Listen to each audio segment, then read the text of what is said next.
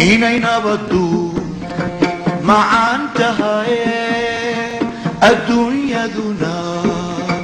ay jeceshahay inay nabaddu macaan tahay adduunyaduna ay jeceshahay inay nabaddu macaan tahay adduunyaduna ay jeceshahay aniga waxaan imiday shalayto waxaan ka imid xamar xabadii iyo wixii oo adkaysi weynay awlaadeydu waxna way jiraan waxna way iiga dhinteen waxna waa tana waa hawbi waxa saa u gal lugta way jaban tahay guriga anaga way dhex joogno maalin duur ay 7 saac tahay ilmaha anaka wada fadhinaysan u qadeen anna ilmaha caruurta aabbood ay wada joogno oo bamku noo soo dhacay asaga waxa ugu dhacay meeshan qoorta markii naf lama gaarin bambaas ka soo qarxi maartay oo ka haaran aan lugtayga ka dhacay la qof ma ahayn waxaan aan qaadin meel la jabsaday yalla uu nabsaday oo waxaan dambana waa lahayn waxay ku tashteen oo ay gaareen abaheedo 7 saacadood ba gaari la saaray ismaay 9 saac maalin la uji inta xarkaga xiran caadi u joogan way kala jiyeen maqaarka markii la jaray inta carruurta tagay ala soo qofka talmay dib arka soo keenay markaa saas soo keenay kulay waxaan nahay dadkii la dhahay cidna uma maqna ceelna uma qodno oo qabiil baa la dhahay laakiin hadda Soomaaliya noqotay in Ilaahay waxaan ka baryaynaa in dad qalbi saalax oo wadankeena nabadiisa la raadiyo in Ilaahay noo sahlo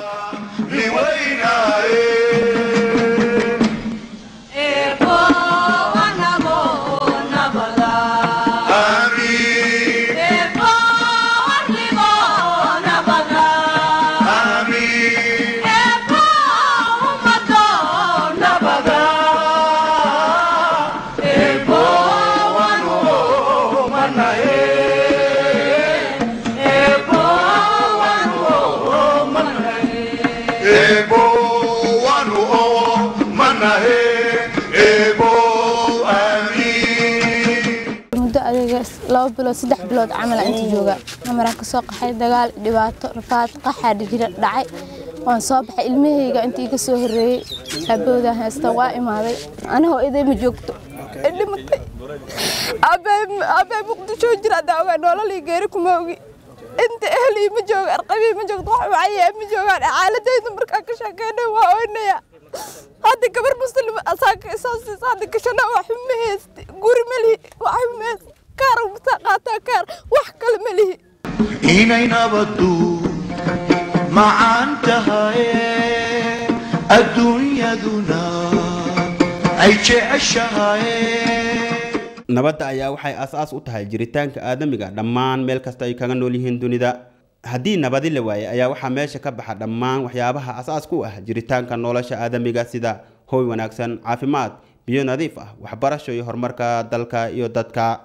haddaba 21 Sebtembar ayaa maalinta caalamka ee la xuso nabadda adduunka taa oo dabaaldegeeda u bilowday markuu ahaa sanadka 1981 waxaa farxad weyn maanta noo ah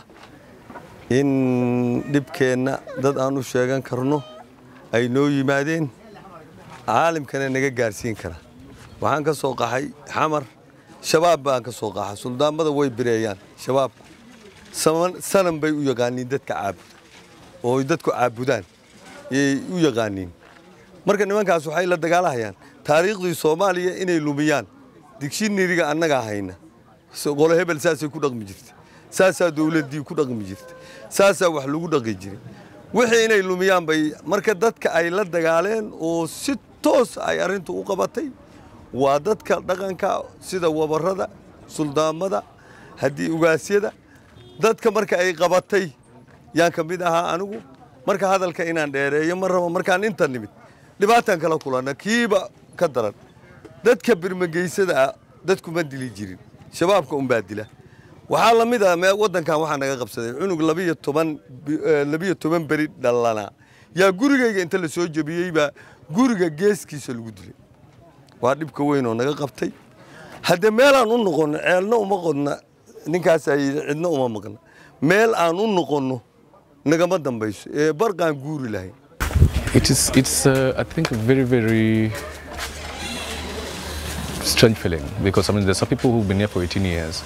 and all this time they've been looking forward to going back home, hoping that the peace will realize in Somalia. And so the people I talk to who've been here for all those years feel very discouraged to see that other people are coming, fresh people coming in. That makes them know that, listen, I mean, I don't know when I'll be able to go back home. If now I've been here, I was hoping that peace will realize, but then people are still coming back home and following news from Somalia, and there's conflict. It's extremely discouraging, especially for young people who want to go back home and develop their countries. waxaan soo bartay Soomaaliya waxay soo bartay ya bal wax kale in la bar hadana ya maqlaysaa gacan gooyo bay bartay hadda sida hataa ana hadda gacanta sida loo gooyo hataa waa bartay saani ani gooyo yaa u naxaya ya marka waxaan rabaa in waxaan codsanayaa wax la bar aqoon la yeelo qaldeeda quraacdeeda casheeda raashin ma karsan kari nin masaakiin ah meeshaana shashin isii ninkii aan dhaw markaata uu ilaahay shashin ma ku hay shaqana ma hay waa soo kacayso waxdii saa u wareegay oraxda ay ku dhacayso waa seexanaa marka bini'aadanimada fiiriya in macnaha ma artay caawinaan ahaan war baaskiil aniga waa darawala baaskiil waa wada aqaan ma wadi kara hadda gacantan la wala waaytan waxay tahay malaha gacanteedii ugu macnaha ugu fiicneed waa tina waa laga jiray ma shaqaysan kari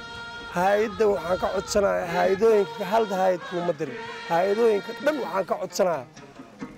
in ay caawin ay ii furan intaasoo dhib ahaan la soo kulmay salaamu calaykum inay nabaddu macaan tahay adduunyaduna ay jeceshahay inay nabaddu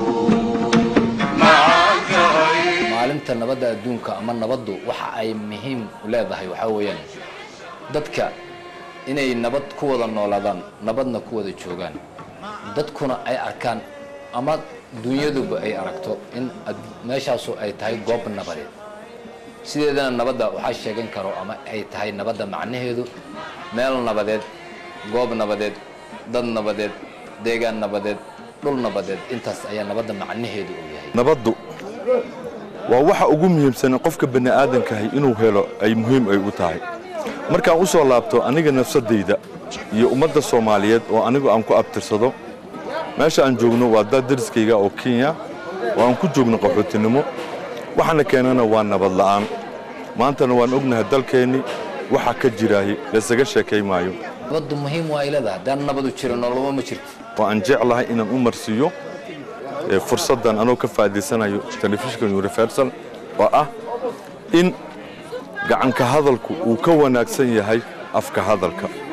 in ay wada hadlaan la joojiyo qof walba rabitaankiisa iyo doonistiisa inuusan u marin inuu daadiyo dhiig inuu baabi'iyo dalkii inuu waxa uu rabo oo rabitaankiisa ku gaarayo inuu sameeyo waxa ugu qurux badan inuu inta hubka iska dhigo nabad uu raadiyaa waxaan jeclaan lahaa inay qabyaaladda iska daayaan qabyaaladda ayaa waxaan ku nabadgeliyada oo ah ma garanaysa cadow waayo dacuuha fa innaha mumtinna ba nabigu yiri iskaga taga way uraysaa qabyaaladda haddii iska daayaan ummadda Soomaaliyeed nabadgelyo helayaan